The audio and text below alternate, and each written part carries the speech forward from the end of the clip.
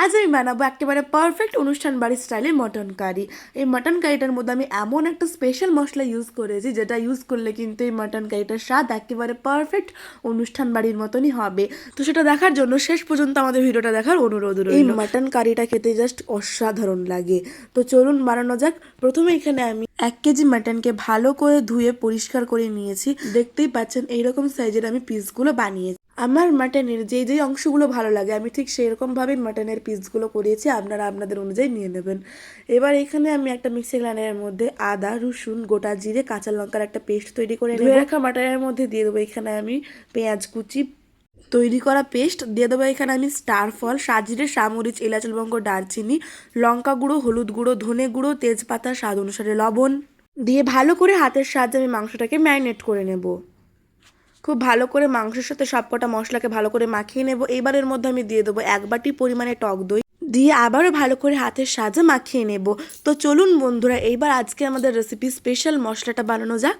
প্রথমে এখানে আমি একটা কড়াইয়ের মধ্যে দিয়ে দিয়েছি গোলমরিচ, গোটা গরম মশলা, আর দিয়েছি এখানে আমি কাজু, দিয়ে ভালো করে শুকনো কাঠখোলা এগুলোকে আমি ভালো করে ভেজে নেব।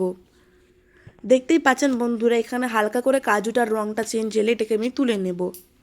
তেলের মধ্যে দিয়ে দেবো এলাচ, লবঙ্গ, দারচিনি, দিয়ে দেবো এখানে তেজপাতা, শুকনো লঙ্কা, পেঁয়াজ কুচি, দিয়ে ভালো করে পেঁয়াজটাকে আমি ভালো করে ভেজে নেব। পেঁয়াজটা এভাবে লাল লাল হয়ে ভাজা হয়ে গেলে এইবার এর মধ্যে দিয়ে দেবো এখানে আমি টমেটো, আর দিয়ে দেবো এখানে আমি ম্যারিনেট করে রাখা মাটন, দিয়ে আমি সব কিছুর সঙ্গে মাটনটাকে খুব ভালো করে কষিয়ে নেব। এইবার এটাকে আমি ঢাকা দিয়ে রেখে দেবো। কিছুক্ষণ পর ঢাকা খুলে এইবার এর মধ্যে আমি অ্যাড করব রেড চিলি পাউডার। এতে কিন্তু মাটনটাতে খুব সুন্দর একটা কালার আসবে।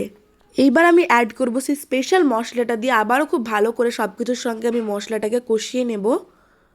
বন্ধুরা, মাটনটাকে কিন্তু আমাদের খুব সময় ধরে ভালোভাবে কষিয়ে নিতে হবে। এইভাবে নেড়ে চেড়ে খুব ভালো করে কষিয়ে নেব। দেখতেই পাচ্ছেন কতটা তেল বেরিয়েছে আমাদের মাটনটা থেকে।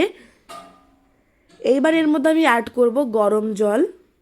গরম জল দিয়ে আবার ভালো করে এটাকে আমি নাড়িয়ে নেব। যেহেতু মাটন সেদ্ধ হতে একটু প্রবলেম হয়, তাই এটাকে আমি কুকারে ট্রান্সফার করে নেব এবং এখানে আমি মশলা যে কড়াই কষিয়েছিলাম সেই জলটা দিয়ে দেব। এই পর্যায়ে বন্ধুরা আপনারা আপনাদের কুকারের ক্যাপাসিটি অনুযায়ী সিটিটা মেরে নেবেন। আমি আমার কুকারের ক্যাপাসিটি অনুযায়ী 6টা সিটি মারতেই আমার কিন্তু মাটনটা একেবারে ভালোভাবে সেদ্ধ হয়ে গেছে।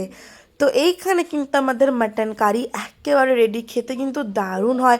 আই থিঙ্ক আপনারা দেখেই বুঝতে পারছেন যে কতটা ডিলিশিয়াস হয়েছিল খেতে। তো অবশ্যই কিন্তু আপনারা একবার হলেও এই মাটন কারিটা বানিয়ে দেখতে পারেন।